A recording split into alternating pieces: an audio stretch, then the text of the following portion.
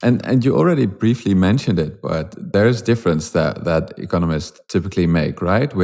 Between shocks, so stuff that affects the system, put very simply, between endogenous shocks and exogenous shocks, where endogenous means coming from within the system, and exogenous means coming from outside of the system. So, for example, in macroeconomics, the example that I typically like to use is an exogenous shock might be, for a macroeconomy like the United States, might have been the oil price shock as a consequence of a war in the Middle East in the 70s. And an endogenous shock was the global financial crisis, which was generated by the American economic system, right? Yes. Could you elaborate a little bit on why that's important and how it affects resilience? Yeah, so that's very well taken. So in a sense that what you have in endogenous shock, the risk is building up beforehand. So there's an imbalance is building up. And then there might be a little shock, like a subprime shock or something, and that erupts. Then the system is not, coming back to the old because there was some imbalance building up. But on the other hand, if you have an economy which has no imbalance and there's an exogenous shock, you just take the exogenous shock away and then you come bounce back to the old growth path. So it's really the imbalance is building up before the shock, which really makes the endogenous shock more dramatic. And it goes in two ways. One is there might be a little shock, but then there's an amplification going on. And there's a lot of literature on amplification. That's the endogenous part of the shock. Mm-hmm. But then the second component is the persistence. How quickly can you come back? Can you come back essentially to the old growth path? And that's where the resilience concept comes in.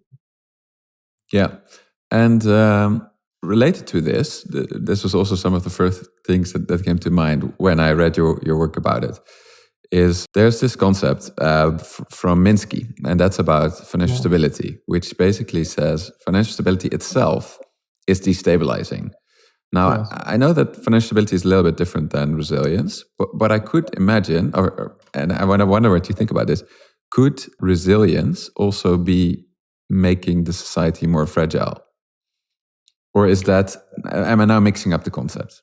No, that's true. So essentially let me put it differently. If you can avoid crisis, and that's like a Minsky moment to reduce instability, if you avoid small crises, it might lead to this buildup of imbalances, which might lead to a larger crisis later on.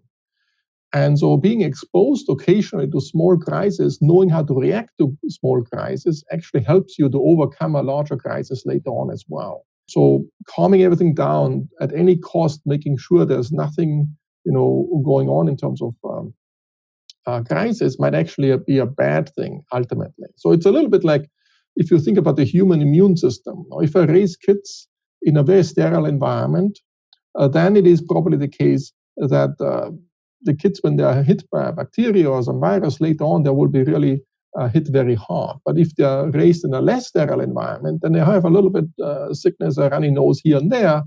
But then when there's a virus more severely coming, they have some immune system is built up. And this way, the same thing, the society should be exposed to smaller shocks here and there, should learn how to react to shocks. And then when there's a bigger shock, they'll have a better ability to cope with the bigger shock as well. And that's one element. And the other element is that there's this build-up of imbalances. If you don't have a shock, the imbalances build up further and further. And that comes to in play. And you can relate it actually to Minsky's concept and saying that stability breeds instability. So if you don't have a crisis, it makes it much more difficult to deal with a crisis down the road.